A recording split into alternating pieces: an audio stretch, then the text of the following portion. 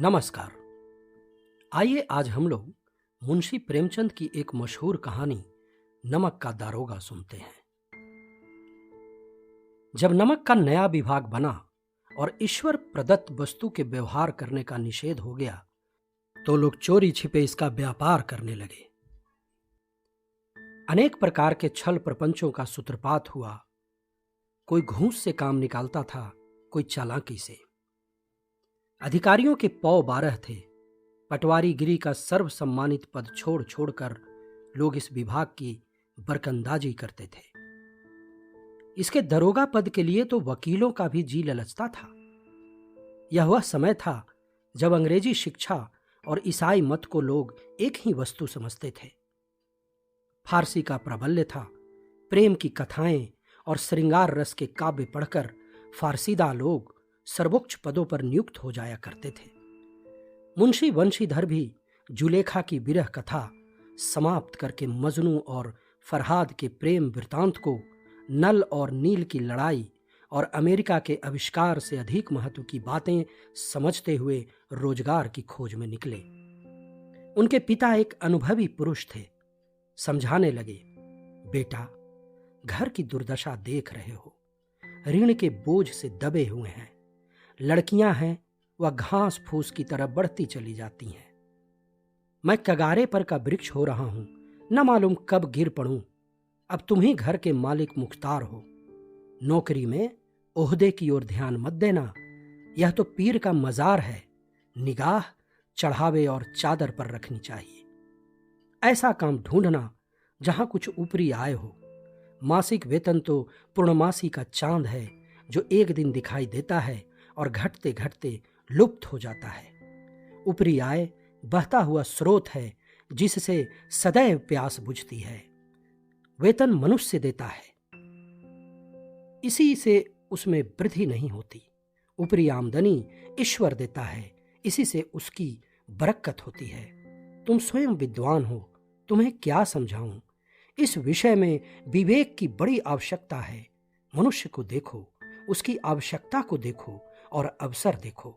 उसके उपरांत जो उचित समझो करो। गरज वाले आदमी के साथ कठोरता करने में ही लाभ है, लेकिन बेगरज को दांव पर पाना जरा कठिन है। इन बातों को निगाह में बांध लो, यह मेरी जन्म भर की कमाई है। इस उपदेश के बाद पिताजी ने आशीर्वाद दिया। वंशीधर आज्ञाकारी पुत्र थे। ये बातें ध्यान से सुनी और तब घर से चल खड़े हुए। इस विस्तृत संसार में उनके लिए धैर्य अपना मित्र, बुद्धि अपनी पथ प्रदर्शक और आत्मावलंबन ही अपना सहायक था। लेकिन अच्छे शकुन से चले थे। जाते ही जाते नमक विभाग के दारोगा पद पर प्रतिष्ठित हो गए। वेतन अच्छा और ऊपरी आय का तो ठिकाना ही न था। वृद्ध मुंशी जी को सुख संवाद मिला तो फूले न समाये। महाजन कुछ नरम पड़े, कलवार की आशा लता लहलहाई। पड़ोसियों के हृदय में शूल उठने लगे। जाड़े के दिन थे और रात का समय। नमक के सिपाही चौकीदार नशे में मस्त थे। मुंशी वंशीधर को यहां आए अभी 6 महीने से अधिक न हुए थे, लेकिन इस थोड़े समय में ही उन्होंने अपनी कार्य कुशलता और उत्तम आचार से अफसरों को मोहित कर दिया था। अफसर लोग उन पर बहुत विश्वास करने लगे। नमक के दफ्तर से 1 मील पूर्व की ओर जमुना बहती थी। उस पर नावों का एक पुल बना हुआ था। दरोगा जी किवाड़ बंद किए मीठी नींद से सो रहे थे। अचानक आंख खुली तो नदी के प्रवाह की जगह गाड़ियों की गड़गड़ाहट तथा मल्लाहों का कोलाहल सुनाई दिया। उठ बैठे। इतनी रात गए गाड़ियां क्यों नदी के पार जाती हैं? अवश्य कुछ न कुछ गोलमाल है। तर्क ने भ्रम को पुष्ट किया। वर्दी पहनी, तमंचा जेब में रखा और बात की बात में घोड़ा बढ़ाए हुए पुल पर आ पहुंचे। गाड़ियों की एक लंबी कतार पुल के पार जाती देखी। डांट कर पूछा, किसकी गाड़ियां हैं? थोड़ी देर तक सन्नाटा रहा। आदमियों में कुछ कानाफूसी हुई। तब आगे वाले ने कहा, पंडित अलोपी दिन की। कौन पंडित अलोपी दिन? दातागंज के। मुंशी वंशीधर चौंके। पंडित अलोपी दिन इस इलाके के सबसे प्रतिष्ठित जमींदार थे। लाखों रुपए का लेन देन करते थे। इधर छोटे से बड़े कौन ऐसे थे जो उनके ऋणी न हो। व्यापार भी बड़ा लंबा चौड़ा था। बड़े चलते पुर्जे आदमी थे। अंग्रेज अफसर उनके इलाके में शिकार खेलने आते और उनके मेहमान होते। 12 मास सदा व्रत चलता था।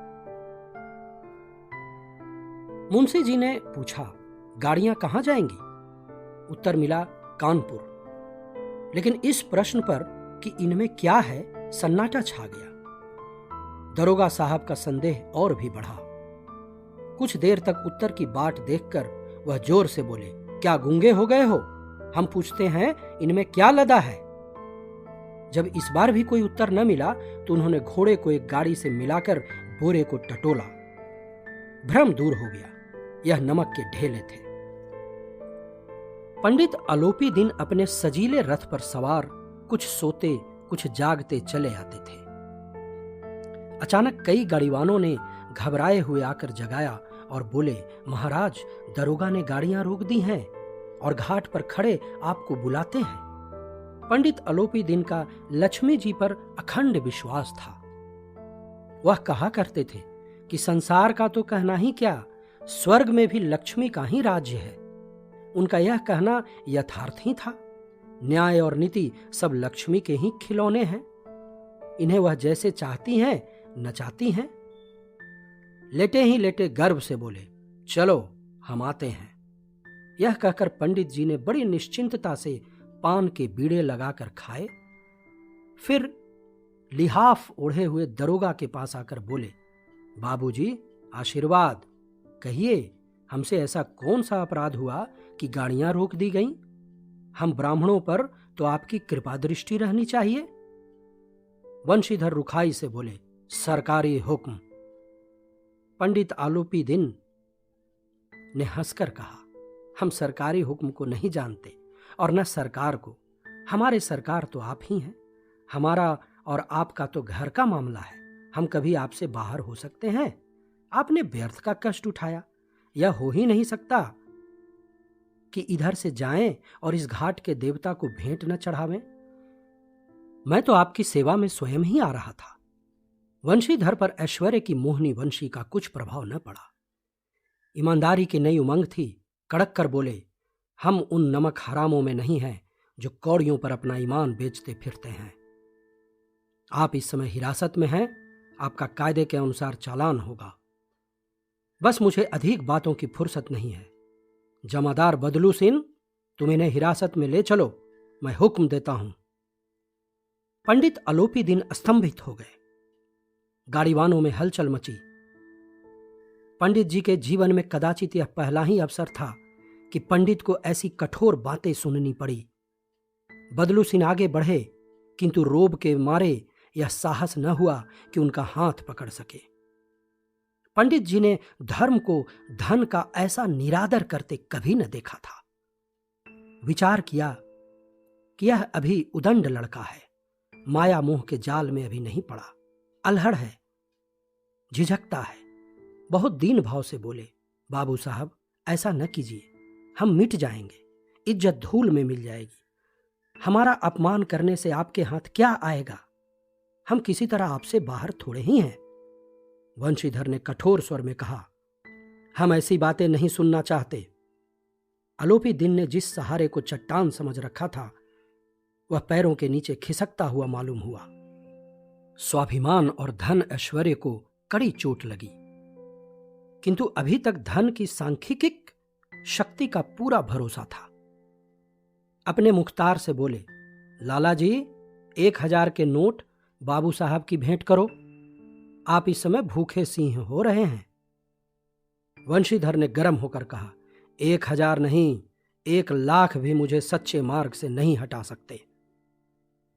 धर्म की इस बुद्धिहीन दृढ़ता और देव दुर्लभ त्याग पर मन बहुत झुंझलाया। अब दोनों शक्तियों में संग्राम होने लगा।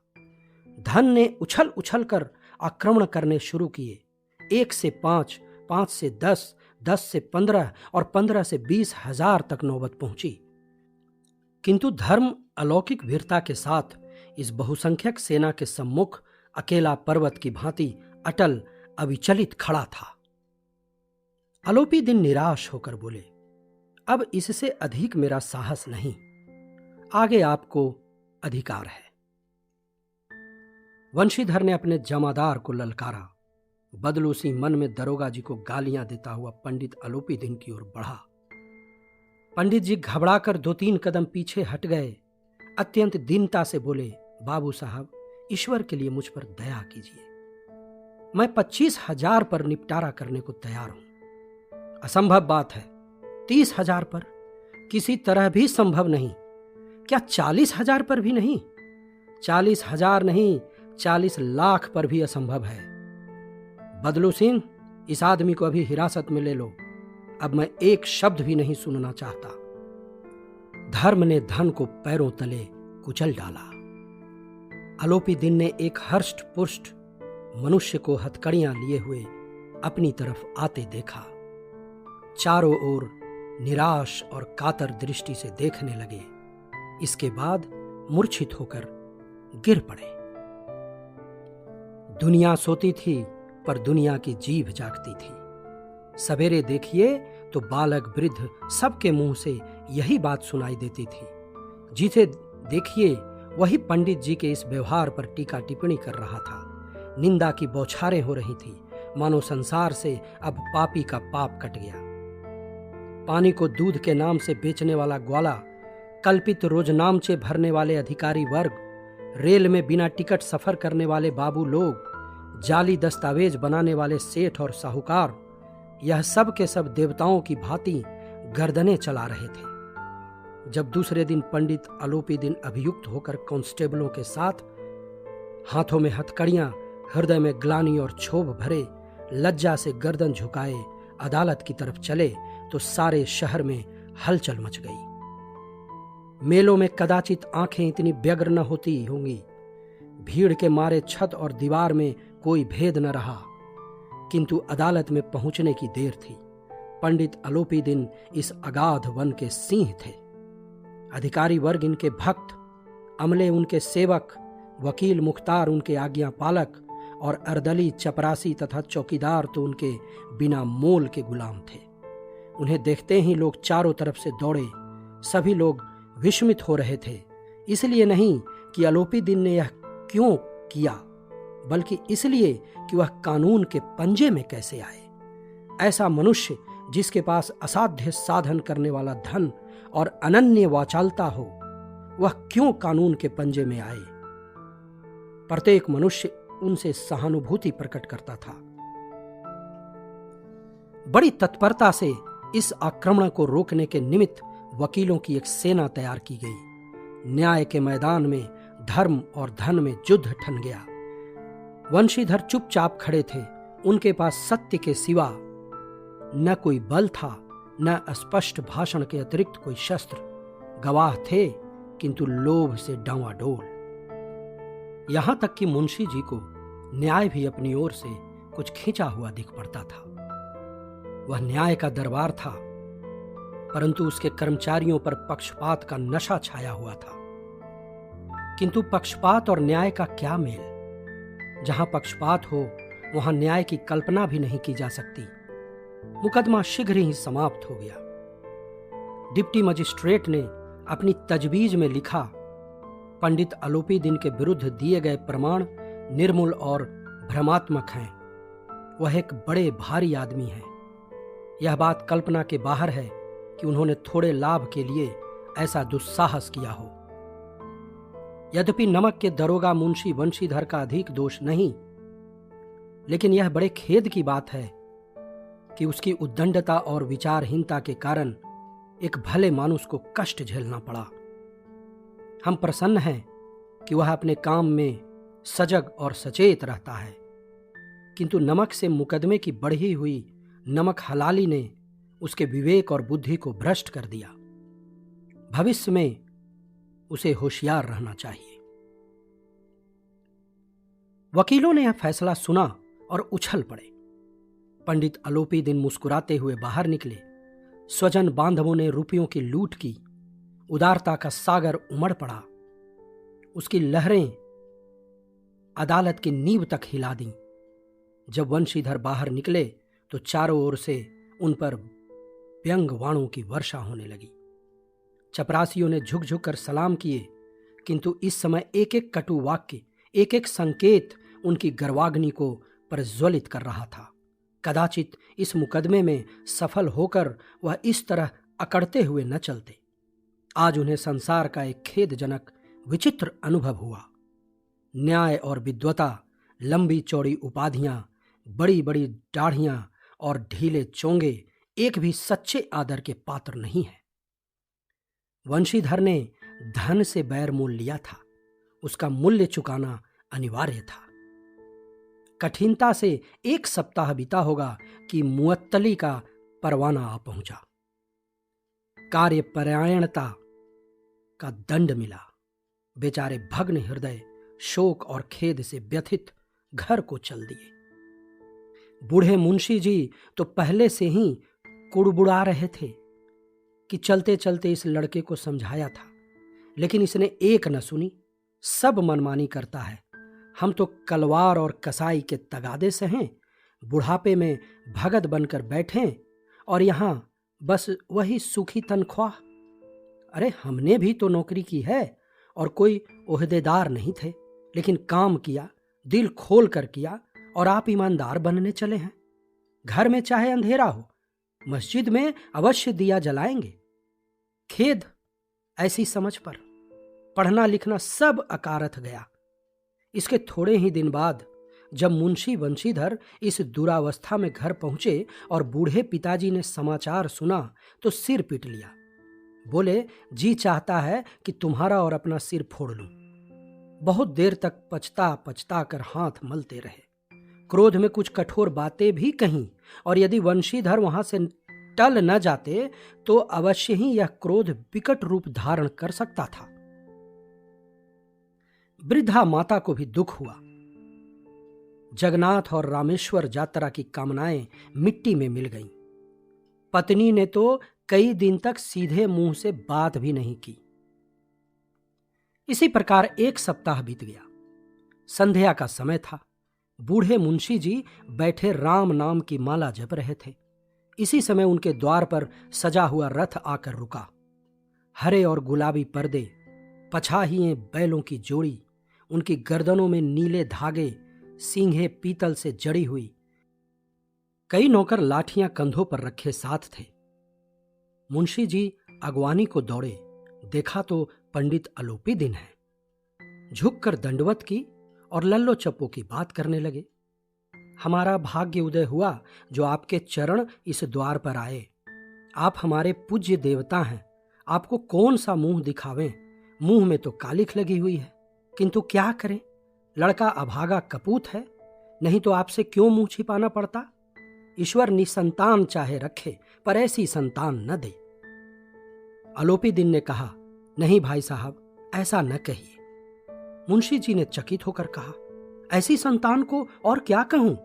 अलोपी दिन ने वात्सल्य पूर्ण स्वर में कहा, कुल तिलक और पुरुषों की कृति उज्जवल करने वाले संसार में ऐसे कितने धर्मपरायण मनुष्य हैं जो धर्म पर अपना सब कुछ अर्पण कर सके। पंडित अलोपी दिन ने वंशीधर से कहा, दरोगा जी, इसे खुशामद न समझिए। खुशामद करने के लिए मुझे इतना कष्ट उठाने की जरूरत न थी। उस रात को आपने अपने अधिकार बल से मुझे अपनी हिरासत में लिया था, किंतु आज मैं स्वेच्छा से आपकी हिरासत में आया हूं। मैंने हजारों रईस और अमीर देखे, हजारों उच्च पदाधिकारियों से काम पड़ा, किंतु मुझे परास्त किया तो आपने। मैंने सबको अपना और अपने धन का गुलाम बनाकर छोड़ दिया। मुझे आज्ञा दीजिए कि आपसे कुछ विनय करूं। वंशीधर ने अलोपी दिन को आते देखा तो उठकर सत्कार किया, किंतु स्वाभिमान सहित। समझ गए कि यह महाशय मुझे लज्जित करने और जलाने आए हैं। क्षमा प्रार्थना की चेष्टा नहीं की, वरन उन्हें अपने पिता की यह ठकुर सुहाती ही असहसी प्रतीत हुई। पर पंडित जी की बातें सुनी तो मन की मैल मिट गई। पंडित जी की ओर उड़ती हुई दृष्टि से देखी। सद्भाव झलक रहा था। गर्व ने लज्जा के सामने सिर झुका दिया। शर्माते हुए बोले, यह आपकी उदारता है जो ऐसा कहते हैं। मुझसे जो कुछ अविनय हुई है उसे क्षमा कीजिए। मैं धर्म की बेड़ी में जकड़ा हुआ था, नहीं तो वैसे मैं आपका दास हूं। जो आज्ञा होगी वह मेरे सिर माथे पर। आलोपी दिन ने विनीत भाव से कहा, नहीं, तट पर आपने मेरी प्रार्थना नहीं स्वीकार की थी, किंतु आज स्वीकार करनी पड़ेगी। वंशीधर बोले, मैं किस योग्य हूं, किंतु जो कुछ सेवा मुझसे हो सकती है उसमें त्रुटि न होगी। आलोपी दिन ने एक स्टाम्प लगा हुआ पत्र निकाला और उसे वंशीधर के सामने रखकर बोले, इस पद को स्वीकार कीजिए और अपने हस्ताक्षर कर दीजिए। मैं ब्राह्मण हूं, जब तक यह सवाल पूरा न कीजिएगा द्वार से न हटूंगा।